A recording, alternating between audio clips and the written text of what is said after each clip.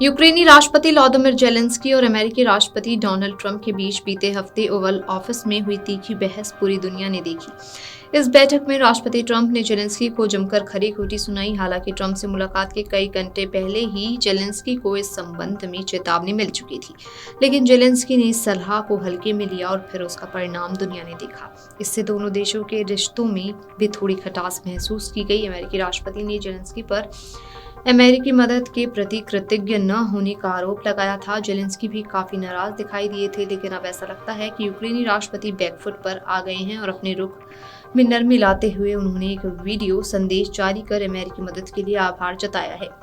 अमेरिकी राष्ट्रपति ने जेलेंस्की पर अमेरिकी मदद के प्रति कृतज्ञ न होने पर आरोप लगाया था। अब ऐसा लगता है कि यूक्रेनी राष्ट्रपति बैकफुट पर आ गए हैं। उन्होंने एक वीडियो संदेश जारी कर अमेरिकी मदद के लिए आभार जताया है। यूक्रेनी राष्ट्रपति जेलेंस्की ने एक वीडियो संदेश में कहा कि हम अमेरिका की अहमियत समझते हैं और अमेरिका से हमें अब तक जो भी मदद मिली है हम उसके लिए उनके आभारी हैं। एक भी दिन ऐसा नहीं गया जब हमने कृतज्ञता जाहिर नहीं की। ये कृतज्ञता हमारी आज़ादी के संरक्षण के लिए है। यूक्रेन का जुझारूपन उस पर आधारित है जो हमारे सहयोगियों ने हमारे लिए और खुद अपनी सुरक्षा के लिए किया है।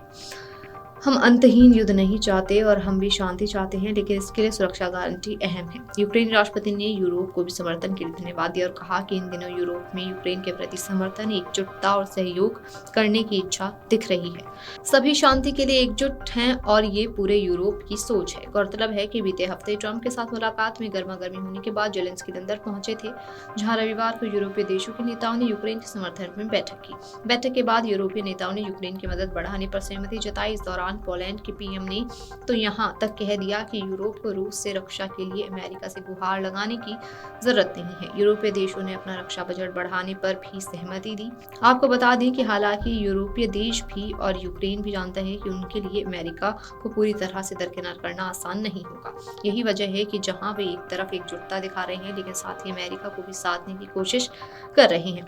यूक्रेन राष्ट्रपति ने भी वीडियो संदेश जारी कर यही करने की कोशिश की है। गौरतलब है कि ट्रंप बार बार इस बात पर जोर दे रहे हैं कि यूक्रेन को मॉस्को के साथ शांति समझौते पर बातचीत करनी चाहिए। हालांकि इसे लेकर यूक्रेन और उसके यूरोपीय सहयोगी असहज हैं। इसे लेकर ट्रंप खुश नहीं है।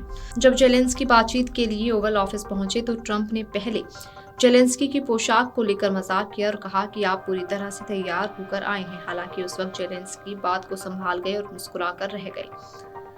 इसके बाद जब बैठक शुरू हुई तो सब कुछ सही चल रहा था और दोनों नेताओं के बीच पूरी विनम्रता से बातचीत हो रही थी। इस बीच उपराष्ट्रपति जेडी वेंस बातचीत में शामिल हुए और उन्होंने यूक्रेनी नेता पर अमेरिका द्वारा की जा रही मदद के प्रति कृतज्ञ न होने का आरोप लगाया और यूक्रेनी कूटनीति पर सवाल उठाए, जहां जेलेंस्की चूक कर गए और उन्होंने पलटकर जेडी वेंस से सवाल किया कि किस तरह की कूटनीति।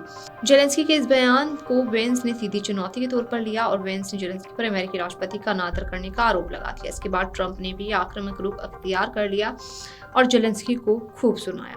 तनाव तब चरम पर पहुंच गया जब जेलेंस्की ने चेतावनी दी कि रूसी आक्रमण अमेरिका के लिए भी एक दीर्घकालिक खतरा है।